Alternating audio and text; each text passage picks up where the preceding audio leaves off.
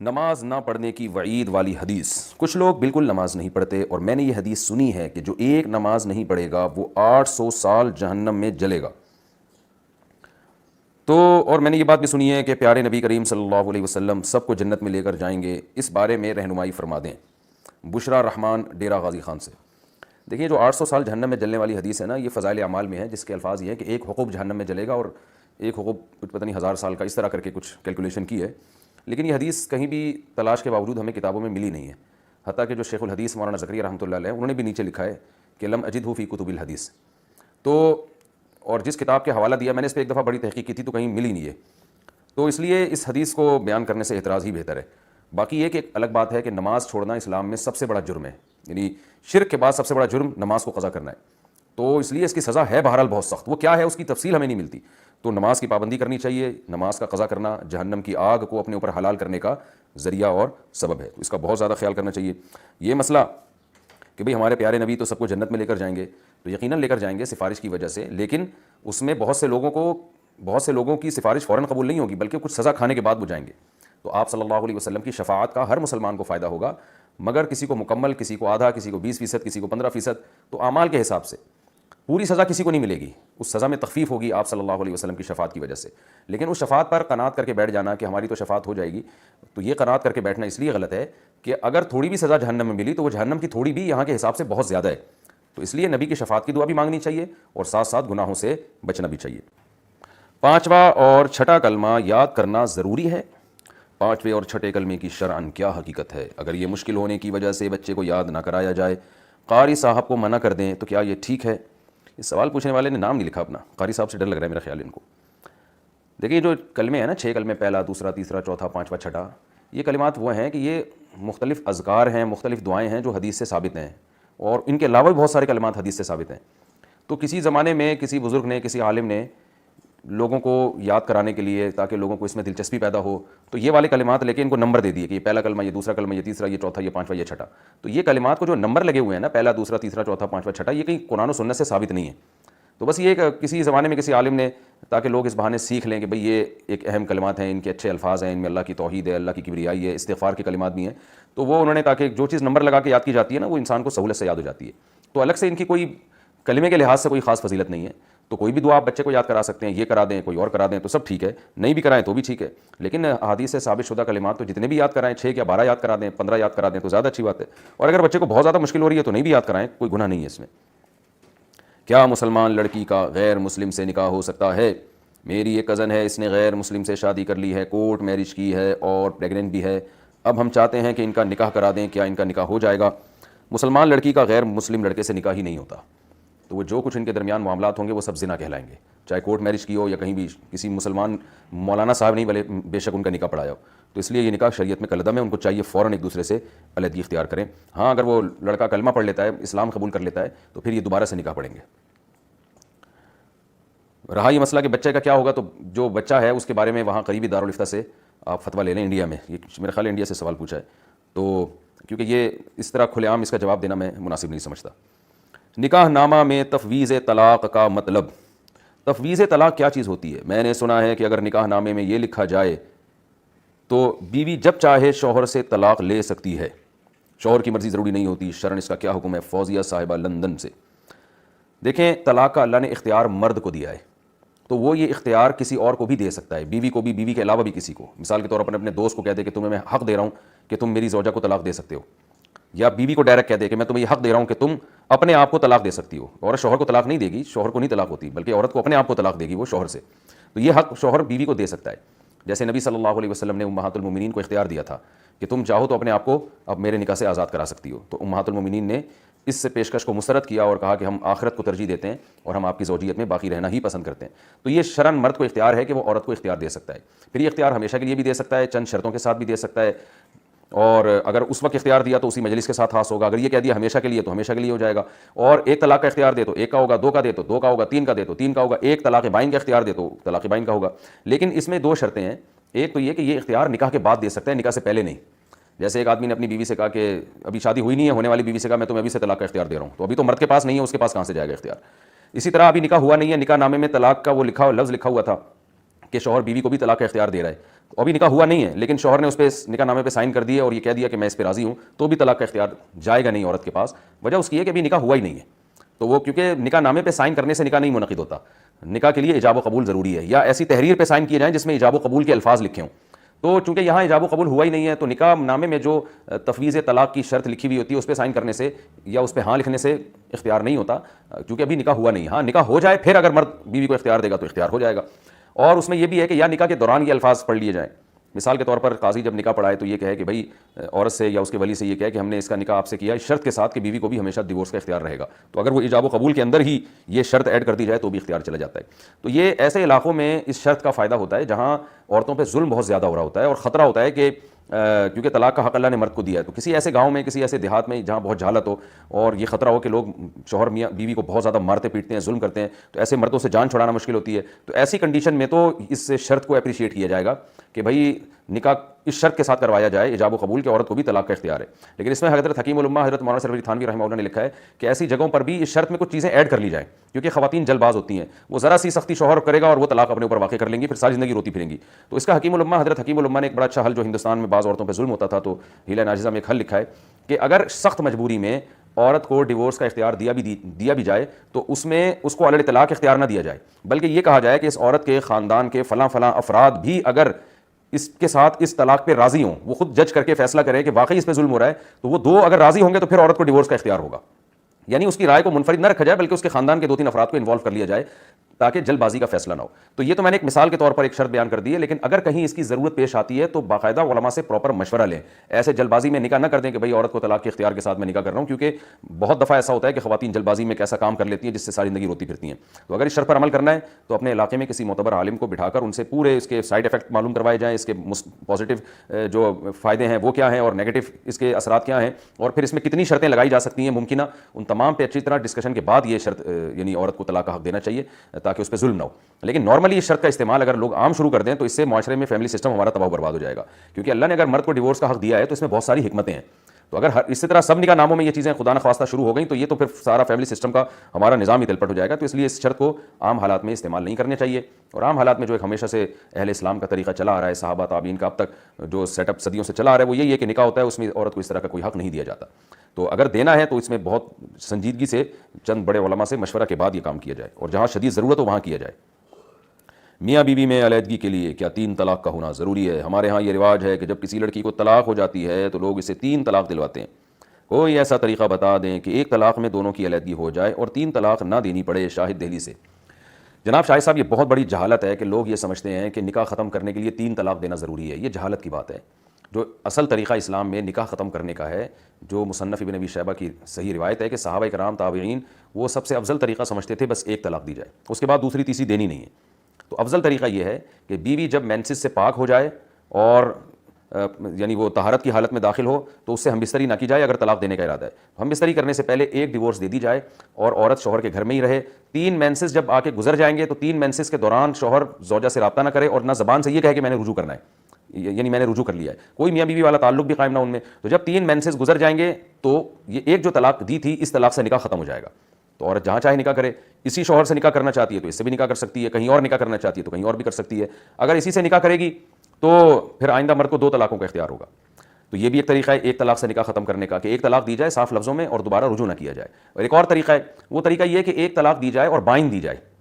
بائن کہتے ہیں نکاح ختم کرنے والی طلاق، یعنی 1 طلاق اس طرح سے دی جائے کہ مرد کو رجوع کا حق ہی حاصل نہ ہو۔ پھر کیونکہ بعض دفعہ مرد یہ سمجھتا ہے کہ اگر میں نے 1 طلاق رجعی دی اور یہ بیوی میری گھر میں ہی رہے گی تو کہیں ایسا نہ ہو کہ میں جو ہے ان سے ازدواجی تعلق قائم کر لوں گا تو خود بخود رجوع ہو جائے گا، پھر مجھے نکاح ختم کرنے کے لیے دوبارہ طلاق دینی پڑے گی۔ تو وہ نہیں چاہتا کہ 3 دے، کیونکہ 3 کے بعد تو دوبارہ کمپرومائز کا راستہ ہی ختم ہو گیا، تو وہ نہیں چاہتا کہ ہو سکتا ہے سال 2 سال کے بعد جا کے اللہ جوڑ کے کوئی صورت پیدا کر دے۔ تو ایسی مجبوری میں پھر مرد یہ بھی کر سکتا ہے کہ 1 طلاق دے لیکن وہ طلاق بائن ہو۔ تو بائن کا مطلب 1 طلاق سے نکاح ختم ہو جائے۔ تو اس کے 2 طریقے ہیں، ایک تو یہ کہ طلاق کے لفظ کے ساتھ ہی بائن کا لفظ ایڈ کر دے، وہ بیوی کو یوں کہے کہ میری طرف سے تمہیں 1 طلاق بائن ہے، بس یہ لفظ کہہ کے خاموش ہو جائے، تو اس سے نکاح اسی وقت ٹوٹ جائے گا 1 طلاق کے ساتھ۔ تو اب یہ عورت اگر شوہر کے ساتھ رہنا چاہتی ہے تو شوہر رجوع نہیں کر سکتا، ہاں دونوں آپس کی رضامندی سے نکاح کر سکتے ہیں، اور اس کے لیے عدت گزارنا بھی ضروری نہیں ہے، یعنی اسی شوہر سے اگر عورت چاہے نکاح کر لے، یہ شوہر بھی اگر راضی ہو، عدت کے بغیر دونوں نکاح کر سکتے ہیں۔ لیکن عورت اگر کہیں اور نکاح کرنا چاہتی ہے تو پوری عدت یعنی 3 مینسز گزرنا ضروری ہے، اور اگر حمل سے ہے تو بچے کی ولادت ضروری ہے۔ تو یہ طریقہ ہے۔ طلاق بائن دینے کا، تو طلاق بائن کے لفظ سے بھی ہو سکتی ہے. اسی طرح کنایا کا لفظ استعمال کر لے کہ آج سے تم میرے نکاح سے آزاد ہو، یوں کہہ لے گی، یوں کہتے کہ تم مجھ پر حرام ہو. اس ایک لفظ سے بھی ایک دفعہ کہیے، 3 دفعہ الفاظ نہ دہرائے، تو اس سے بھی ایک طلاق ہوگی، لیکن یہ بائن طلاق ہوگی. تو یہ یعنی یا تو کنایا کے لفظ سے طلاق دے، یا یہ کہ صریح لفظ سے طلاق دے لیکن اس کے ساتھ بائن کا لفظ ایڈ کر دے کہ میری طرف سے تمہیں طلاق ہے مگر بائن ہے. تو اس طرح سے بھی ایک طلاق سے نکاح ختم ہو جائے گا. اور شریعت میں طریقہ یہی ہے کہ 2 طلاق بھی نہ دی جائیں، 3 بھی نہ دی جائیں، بس ایک دی جائے. بیماری میں انتقال ہو گیا تو روزوں کا فدیہ واجب ہے. زید 10 سال سے ایسی بیماری میں مبتلا ہے کہ روزے نہیں رکھ سکتا اور صحت مندی کی امید کی بنا پر فدیہ بھی نہیں ادا کیا. اسی دوران اسی بیماری میں اس کا انتقال ہو گیا تو اب کیا کیا جائے؟ کیا فدیہ دے دیا جائے یا ضروری نہیں ہے؟ شہزاد صاحب، مریض نے اگر وصیت کی تھی کہ میرے مرنے کے بعد 1/3 مال کے اندر میرے روزوں کا فدیہ دیا جائے تو فدیہ وارثوں پر دینا لازم ہے. اگر پیشنٹ نے اس طرح کی کوئی وصیت نہیں کی تھی تو پھر لازم نہیں ہے، بلکہ اس کو وراثت میں پراپر طریقے سے تقسیم کیا جائے. پھر وارثوں میں سے کوئی خود اپنی مرضی سے اگر ایصال ثواب کے لیے، ان کی بخشش کے لیے کچھ صدقہ کرنا چاہے تو ان کی مرضی ہے، لیکن لازم نہیں ہے اس میں کچھ بھی. ایسے صورت میں اس میت پر لازم تھا کہ اپنی زندگی میں وہ فدیہ دے، اور اگر ان کو امید تھی کہ میری صحت اچھی ہو جائے گی، اس بیس پہ نہیں دیا تو پھر وصیت کرنا واجب تھی کہ بھئی اگر مجھے صحت نہ ملی اور میں مر گیا تو اتنے روزے مجھ پر واجب ہیں. خیر اب جو ہونا تھا وہ تو ہو گیا، اب ان کے لیے دعائیں مغفرت کریں. وارثوں پر فدیہ لازم نہیں ہے اگر انہوں نے وصیت نہیں کی تھی. بیماری میں اچھا کیا روح مرنے کے بعد ملنے آتی ہے؟ کچھ لوگ کہتے ہیں کہ مرنے کے بعد روح عالم برزخ میں چلی جاتی ہے اور واپس دنیا میں نہیں آتی. بہت سے لوگ کہتے ہیں کہ روح واپس ملنے آتی ہے، جیسے شب برات میں اور رجب کے پہلے جمعے کو. کچھ لوگ یہ بھی کہتے ہیں کہ روح 40 دن تک گھر ہی میں رہتی ہے. ان میں کون سی بات صحیح ہے؟ ان میں ساری باتیں غلط ہیں. بس یہ صحیح ہے کہ مرنے کے بعد روح عالم برزخ میں چلی آتی ہے، دنیا میں نہیں آتی، کیونکہ دنیا میں آنا ہوتا تو جاتی کیوں پھر یہاں سے؟ تو نہ 40ویں میں آتی ہے نہ رجب میں آتی ہے، اور اگر آئے تو جس کے پاس آئے گی نا وہ اس کی روح پھر برزخ میں چلی جائے گی اس کو دیکھ کے خوف کی وجہ سے. تو اس لیے جو مر گئے وہ دنیا سے چلے گئے. ہر ماہ نفع ملتا ہو تو کیا انویسٹمنٹ جائز ہے؟ ہم نے روئی کے کام میں 5 لاکھ روپے انویسٹ کیے ہیں، اس میں ہر مہینے نفع ملتا ہے، کبھی 10,000 کبھی 9,000 کبھی 11,000، مگر ہر مہینے ملتا ہے یہ نفع. کیا اس طرح کا کاروبار، ایسے کاروبار میں انویسٹمنٹ کرنا صحیح ہے؟ بھائی آپ نے روئی کے کاروبار میں جب انویسٹمنٹ کی ہے تو کس بیس کو ایگریمنٹ کیا ہوا ہے آپ کا ان سے؟ آپ نے انویسٹمنٹ کی تو جو روئی خرید کے بیچ رہا ہے یا کچھ رضائیاں بنا کے بیچ رہا ہے اس سے کوئی معاہدہ کرنا ضروری ہے. اور معاہدے کی نوعیت یوں ہونی چاہیے کہ بھائی جتنا تم پروفٹ کماؤ گے ہمارے پیسوں سے تو اس میں اتنا % ہمارا ہوگا، اتنا % تمہارا ہوگا. اگر اس قسم کا کوئی ایگریمنٹ ہوا ہے تو ہر مہینے بھی اگر پروفٹ مل رہا ہے تو ٹھیک ہے، لیکن یہ ایگریمنٹ ہونا چاہیے. اس کے علاوہ اگر کوئی ایگریمنٹ ہوا ہے تو وہ بتائیں. لیکن اگر ایگریمنٹ یہ ہوا تھا کہ بس یہ میرے پیسے ہیں، یہ آپ روئی میں لگاؤ اور ہر مہینے مجھے 9-10 ہزار روپے بس دے دیا کرو، تو یہ حرام ہے، یہ ناجائز ہے. اس معاہدے کو ختم کرنا ضروری ہے اور جو پروفٹ ہوا ہے اس کو بھی صدقہ کرنا ضروری ہے. عمرے کے بعد حدود حرم سے باہر بال کاٹے تو کیا حکم ہے؟ میں عمرہ کرنے مکہ گئی تھی، عمرہ کرنے کے بعد جب میں دوسرے شہر کے لیے نکلی تو آدھے راستے میں یاد آیا کہ بال کاٹنا بھول گئی ہوں، چنانچہ میں نے فوراً بال کاٹے. اس وقت میں حدود حرم اور میقات سے بھی باہر نکل چکی تھی، البتہ میں نے احرام نہیں کھولا تھا اور حالت احرام میں ہی تھی. کیا ایسی صورت میں میرا عمرہ مکمل ہو گیا یا مجھے دم دینا پڑے گا؟ بنت عبداللہ، سعودی عرب سے. دیکھیے اگر کوئی حرم میں بال نہ کاٹے اور حرم سے باہر نکل جائے تو اسے چاہیے کہ واپس آئے اور حرم کے اندر ہی بال کاٹے، تو پھر دم لازم نہیں ہے. لیکن اگر حرم سے باہر چلا گیا اور باہر جا کے بال کاٹ لیے تو اب دم لازم ہو گیا ہے، تو اس لیے آپ پہ اب دم لازم ہے اور وہ دم بھی حرم کے اندر ہی دینا پڑے گا. طلاق کے علاوہ کچھ نہیں بچا، ایسے الفاظ سے طلاق کا حکم. میرے شوہر نے مجھے کہا ہمارے درمیان طلاق کے علاوہ کچھ نہیں بچا، یہ انہوں نے دوسری یا تیسری بار کہا ہے، اس کا کیا حکم ہے؟ اس سے طلاق تو واقع نہیں ہو جاتی. امت اللہ صاحبہ، اتر پردیش سے. لیکن اس میں دونوں احتمال ہیں. ایک تو یہ کہ طلاق کے علاوہ کچھ نہیں بچا کا مطلب یہ ہو کہ میں طلاق دے چکا ہوں، شوہر کی یہ نیت ہو، تو ایسی صورت میں تو طلاق واقع ہو جائے گی. ایک دفعہ کہے تو ایک طلاق واقع ہو جائے گی، اور اگر اسی کو بار بار دہرایا ہے تو بھی ایک ہی ہوگی. لیکن اگر دوسری طلاق کی نیت سے کہے تو 2 ہوگی. لیکن اس کا ایک دوسرا مطلب یہ بھی ہو سکتا ہے کہ بھائی اب تو طلاق کے علاوہ کچھ نہیں بچا، یعنی اب تو طلاق ہی دینی پڑے گی تمہیں، اور تو یعنی تم نے باتیں اس قسم کی ہیں کہ اب تو ہمارے درمیان طلاق ہی ہوگی. تو اگر شوہر کی یہ نیت تھی تو پھر طلاق نہیں ہوگی، کیونکہ اس کا مقصد یہ ہے کہ دھمکی دے رہا ہے کہ اب تو یعنی اور کوئی آپشن ہی نہیں بچا ہمارے پاس. تو شوہر سے نیت پوچھی جائے گی. اگر وہ کہتے ہیں میری طلاق کی دینے کی نیت نہیں تھی، نہ میری یہ نیت تھی کہ میں طلاق کی خبر دے رہا ہوں، تو پھر تو طلاق نہیں ہوگی. اور اگر شوہر کہتے ہیں ہاں بھائی طلاق کے علاوہ کچھ نہیں بچا کا مطلب یہ تھا کہ وہ ہو گئی ہے، تو جو شوہر جو بات کرے گا اس کی بات کا اعتبار ہوگا. بظاہر ان الفاظ سے جو مطلب سمجھ میں آتا ہے نا وہ یہی ہے کہ یعنی شوہر یہ کہنا چاہتا ہے کہ اب گویا مجھے طلاق دینی چاہیے تمہیں، تم باتیں اس طرح کی کر رہی ہو یا ایسے کام کر رہی ہو کہ طلاق کے علاوہ کچھ بچتا نہیں ہے، یعنی مطلب ہے کہ ہمیں علیحدگی ہی اختیار کرنی چاہیے. تو اگر یہ نیت تھی تو پھر طلاق واقع نہیں ہوگی. جادو کی حالت میں گناہ کیا تو کیا سزا ہوگی؟ جادو کی حالت میں آپ سے جو گناہ ہوا ہے کیا اس پر بھی اللہ کی پکڑ ہوتی ہے؟ نیز اگر کوئی جادو کی وجہ سے بہت زیادہ برائیوں میں پڑ گیا ہے تو اس کا کیا انجام ہوگا؟ جادو کی وجہ سے گناہ کیا کے 2 مطلب ہیں. ایک تو یہ کہ یعنی کسی پر جادو کرنے کے لیے کوئی گناہ کا کام کرنا، تاکہ جادو کا اس پہ اثر ہو. تو جادو تو ویسے ہی ایک بہت بڑا جرم ہے, بہت سخت سزا اسلام میں, اس کی وجہ سے کوئی جرم کرنا تو یہ اور بڑا جرم ہے. اور دوسرا مطلب محترم کے کلام کا یہ ہو سکتا ہے, نام بھی نہیں لکھا انہوں نے, کون پوچھ رہا ہے یہ.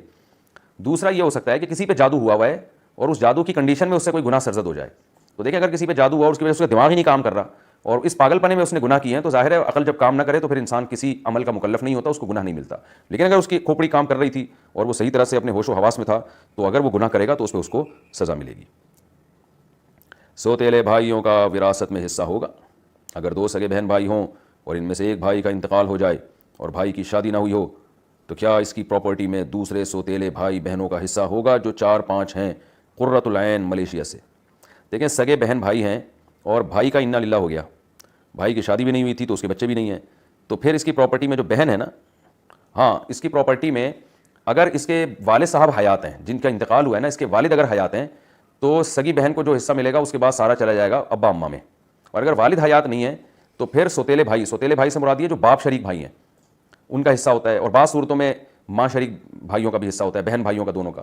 تو ایسے ہی صورت میں اب چونکہ ہمیں آپ نے صرف بہت کم ڈیٹیل بتائی ہے وارثوں کی, تو یہ اس کا 100% جواب اس وقت دیا جا سکتا ہے جب آپ مرنے والے کی پوری ڈیٹیل لکھ کے بھیجیں. یعنی بعض صورتوں میں سوتیلے بھائیوں کا حصہ ہوتا ہے, لیکن آپ کی صورت میں ہے یا نہیں ہے یہ سارے وارثوں کی جب تک ڈیٹیل نہیں آئے گی, میت کے ابا زندہ ہیں, میت کی اماں, میت کے دادا, یا شادی تو ہوئی نہیں مرنے والے کی, تو وہ تو اولاد کا تو امکان نہیں ہے. تو ابا دادا کے بارے میں, اور پھر سوتیلے سے آپ کی مراد کیا ہے, باپ شریک بھائی یا ماں شریک بھائی, تو یہ پوری ڈیٹیل لکھ کے دیں گی تو پھر انشاءاللہ ہم اس پہ پورا جواب دیا جا سکتا ہے. لیکن بعض کنڈیشن میں بہرحال سوتیلے بھائی بہنوں کا حصہ ہوتا ہے. فضول خرچی اور اسراف کی کیا حد ہے؟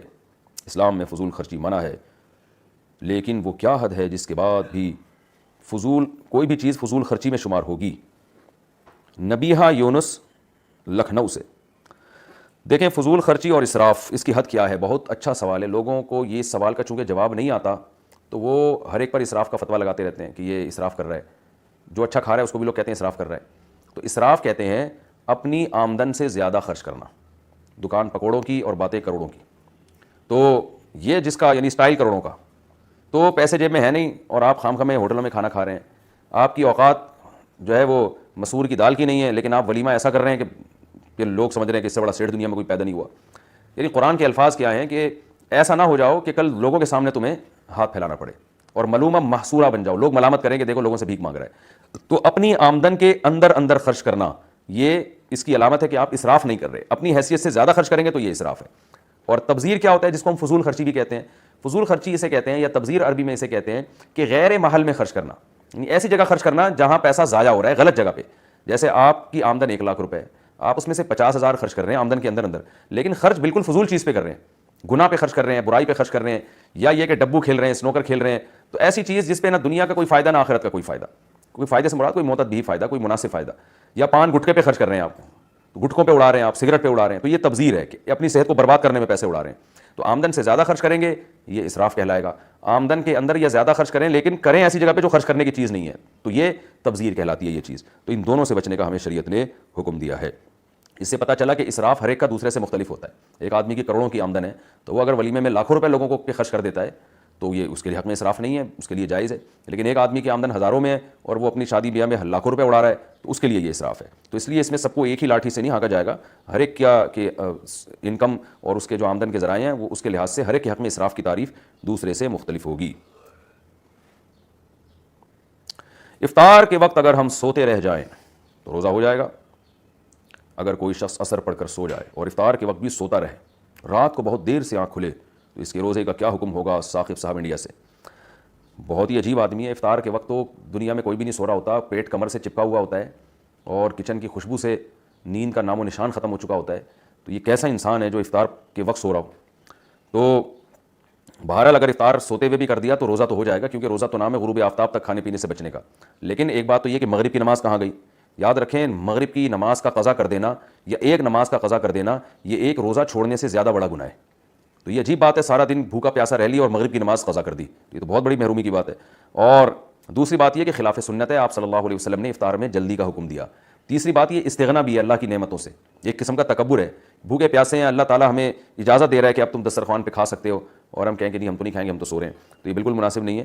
تو افطار میں جلدی کرنی چاہیے. بہرحال پھر بھی غیر شعوری طور پر کوئی اکیلا گھر میں تھا اور اس کو پتہ ہی نہیں چلا, آنکھ لگ گئی اور عشاء میں جا کے اٹھا تو ایک الگ بات ہے, روزے پہ کوئی اثر نہیں پڑے گا اس سے.